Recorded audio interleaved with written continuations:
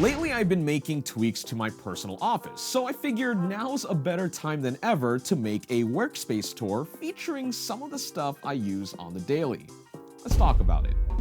When the M2 Mac Mini came out a few weeks ago, I was inspired to rethink my setup. Definitely check out my video on it for a more in-depth look, but the takeaway is that it's one of the best deals Apple has ever offered for a Mac, starting at $599. But one point of curiosity I had was with the higher-end M2 Pro model, which offers ample power for proper content creation at $1,300, but especially comes with an HDMI 2.1 port, allowing it to output video at 4K 120Hz. Those of us that seek fluid motion similar to what we get on Apple's ProMotion displays like on the iPad Pro and MacBook Pro are finally eating good. And coincidentally, with my old monitor on the brink of failure, the stars aligned for an upgrade that I've been waiting to do for quite some time. This is the 42-inch LG C2 OLED TV, and it's not too shabby when paired with the M2 Pro Mac Mini. Starting with aesthetics, on the desk it looks very slick with its thin bezels, slim profile, and it hardly takes up any desk space with its simple set of legs. Even better that the Mac Mini actually clears the bottom of the TV with ease. But how well does it work as a computer monitor? I love the excellent picture quality, especially in contrast. Inky blacks with per pixel dimming makes a big difference compared to LCD. And the colors are perfect. Where's your Delta E, Ken? You can't tell me it's perfect. Delta E D. I can't even do it.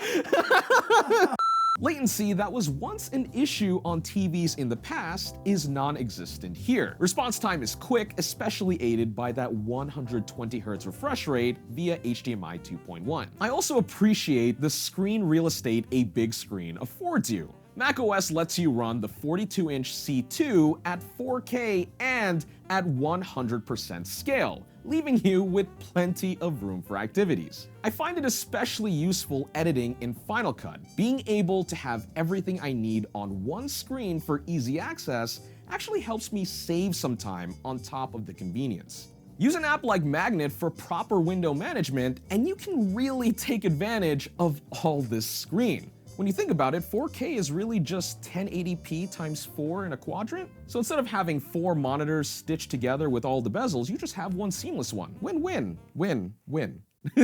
However, it's not all rainbows and sunshine. Admittedly, these LG OLEDs are clearly not designed to be used as PC monitors.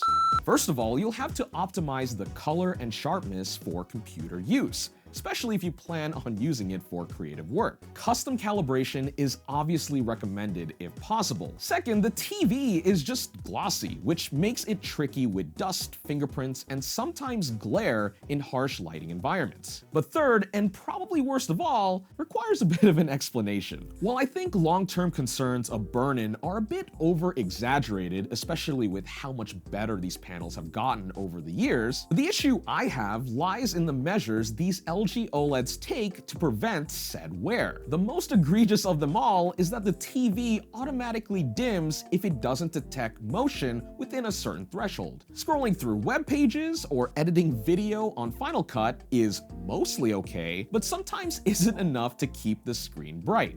However, typing up scripts on Google Docs, even just for a little bit, especially in full screen, you'll see the panel dim gradually over a few minutes. It is worth mentioning that there's a little hack you can do involving a hidden service menu that's accessible with a special remote. But I'm crossed between lazy and stubborn, and thus have been living with the issue between both my LG OLEDs. It doesn't drive me insane personally, but I'm also very patient, which might not be the case for everyone. However, what really drew me to the C2 OLED is its price. Name a holiday in the year: the Super Bowl, Flag Day, Christmas. Oh, there is an Easter. That's a day that happens every year. Yeah, and they also sell C2 OLEDs at like $850. Come on down for your Easter special! Whatever the case, these things are likely on discount. I paid $850 here in the US, which makes this one of the cheapest OLEDs you can get for your Mac, and just in general, really.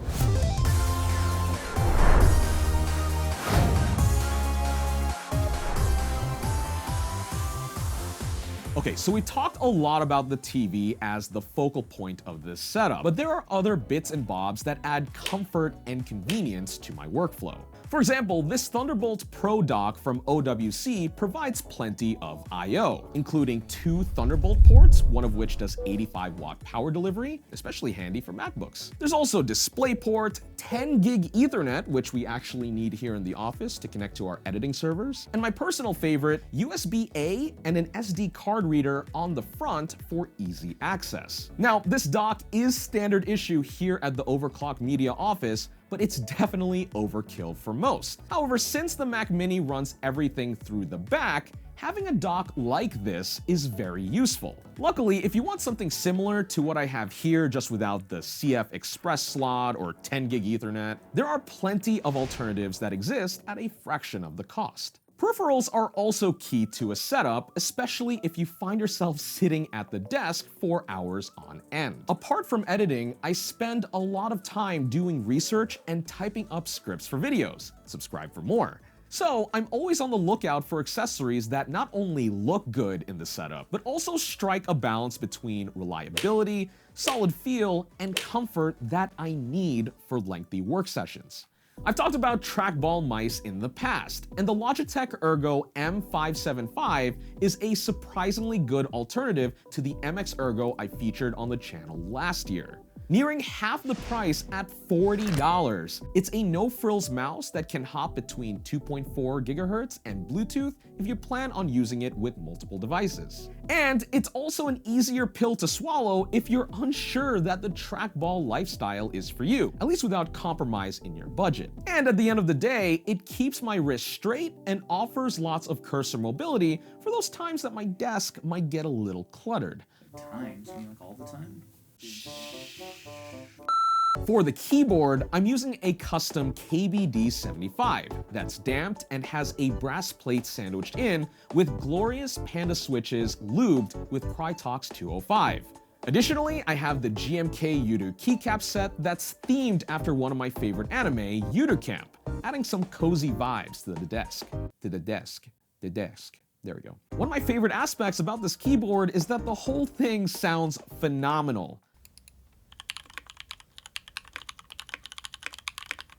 Typing on it doesn't sound obnoxious, but stands out enough to really let you know that an actuation happened, especially through headphones. Between the damping and this cool desk mat I got off Amazon, it sounds solid with no pinging or stray sounds, the way things should be. Now, since I can't touch type, I know, Austin can't either, we don't home row, we just row.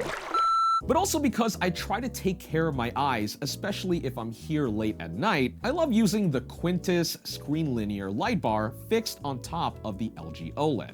I actually own a few of these between some setups, and simply put, they brighten up the surface of your desk to make things easier to see and to reduce eye strain. I mean, think about it. Stare at a bright screen in a dark room for too long, and you'll get hella fatigue. Ambient lighting can help with that. And because this is essentially a knockoff of the popular BenQ design, it also costs way less. And if I'm honest, the quality of the light is almost there to the real thing. My audio setup is not super complicated because at the end of the day, the way I mix for YouTube videos isn't crazy. I have an X-Duo 05 Basic, which is a simple DAC and amp with a 1/4-inch jack on the front. Something cool on here, I love the physical metal knob on it for tactile control, and I have it mounted below my desk for easy access. Paired to it is my tried and true studio headphone, the Sony MDR CD900 ST. Imported directly from Japan, these are used all over the recording industry in Asia for their practicality, durability, and crazy amount of detail they resolve, all for about $150. But the key feature of these cans is their sound signature. While they're neutral enough for professional studio monitoring, they also have a slightly warm and colored characteristic that strike a balance between serious and playful. Might I say, a well-rounded headphone for both work and leisure.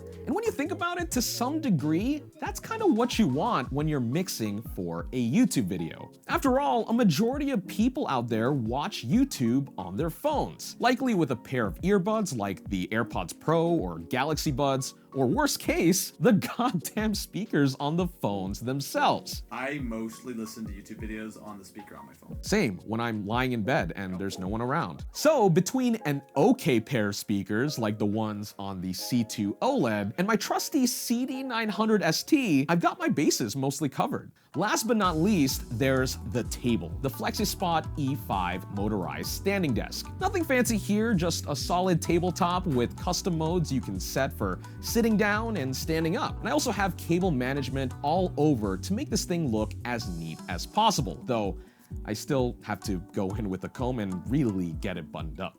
For future Ken, it's not a current Ken problem. Yeah, no, that's for Ken in 5 weeks from now. And yeah, that's my office setup. If there's anything you're curious about from today's video, links will be in the description below. Otherwise, thanks for watching this episode of Denki Channel, and I'll catch y'all in the next video.